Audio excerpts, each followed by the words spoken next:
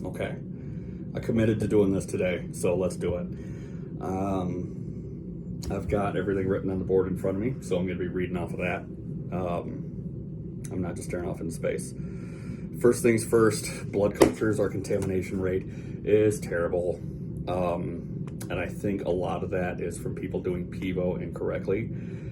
I'm going to flash up a picture on this video if I figure out how to, like I did like a month ago, and I'm going to put it in the group me. And everyone needs to commit that to memory, because you're not using a waste tube, it's a non-sterile waste tube before you draw a culture.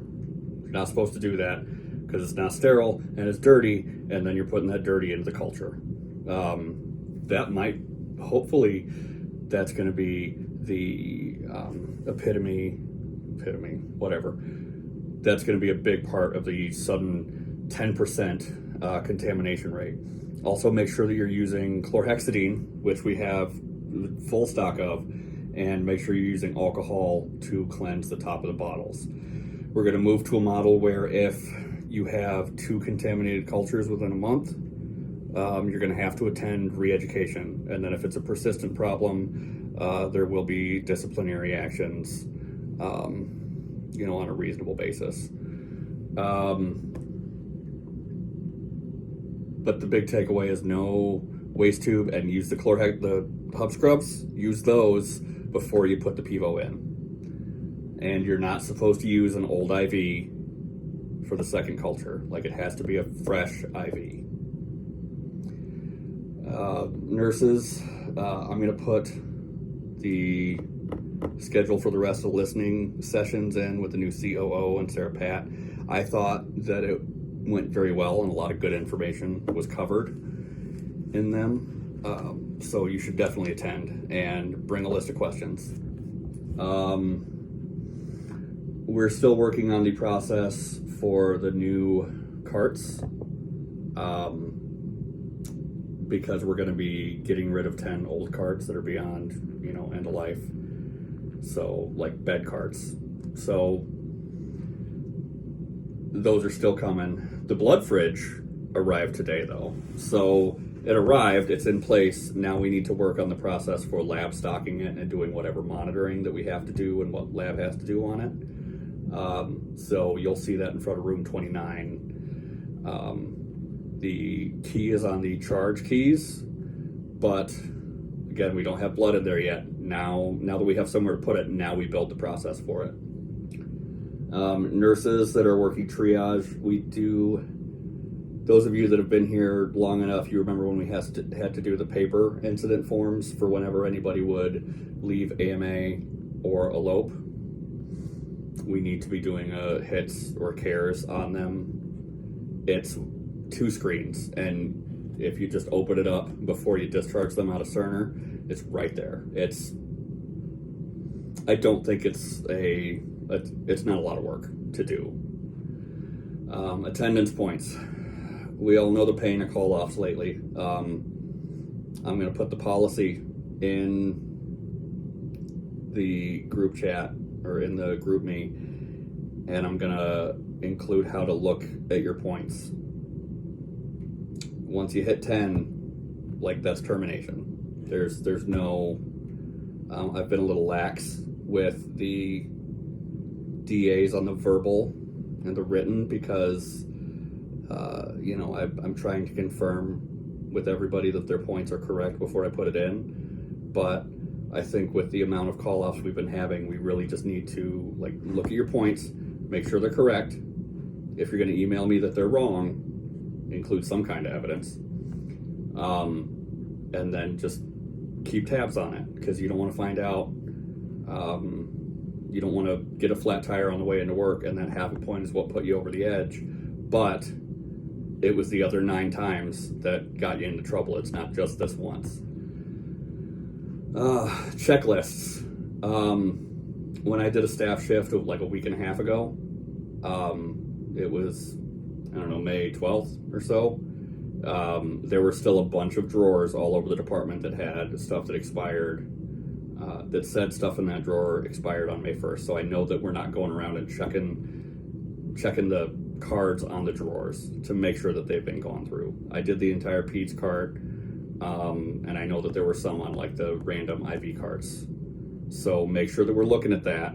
Like UAs, just make sure that you're looking at it. And if one of the drawers is coming up on the expiration, I need you to let the charge know, and then they will find someone to go through that drawer and identify all the expiration dates and make sure that that it's correct, and put a new card in there with the next expiration date in there.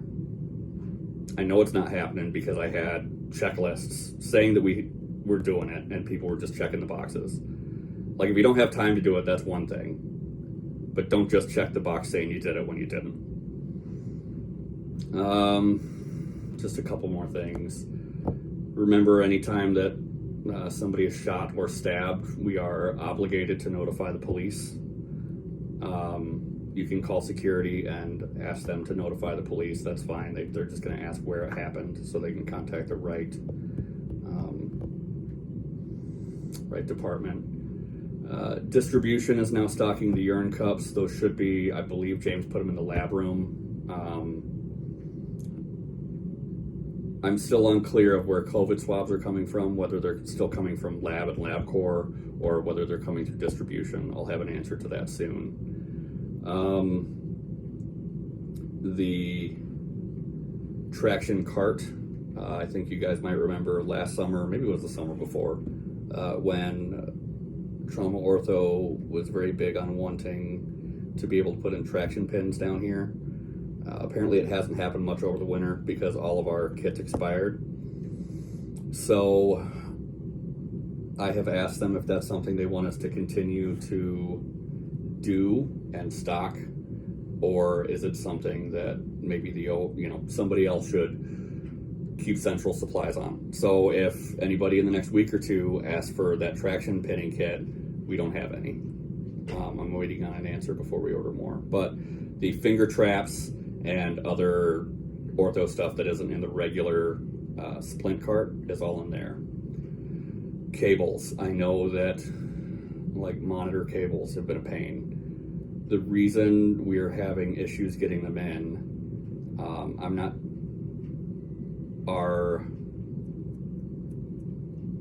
3 leads and the trunks for those should be in before the end of the week. The Biox cables, the manufacturer, Massimo, was the target of a giant cyber attack. So hopefully we will have 20 more of those in very shortly, but I'm waiting on updates on that, okay?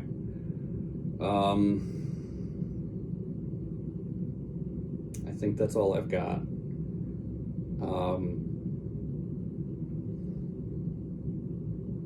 Remember why you're here. I know that when we have patients who are violent and ungrateful, in order to cope with those, you have to talk to the patients that have the chance to appreciate what we're doing, and make sure to remember that regardless of what's in front of us as humans, I encourage you to look into the fundamental attribution error concept, where people do what they do for a reason,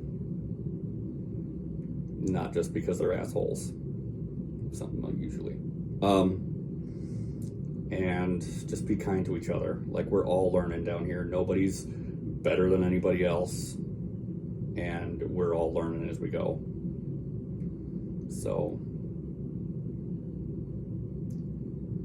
I don't want to hear about hostility.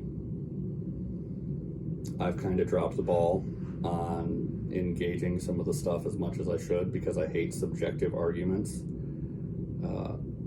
where it becomes a he said, she said. But people need to treat each other with respect, and that is a line that should not get crossed. So on that note, we're all here to make this place better. Even if you're clocking in and clocking out, while you're here, we're still all here to make this place better. So let's keep doing it, and let's keep being great. I mean it. Thanks for everything you do.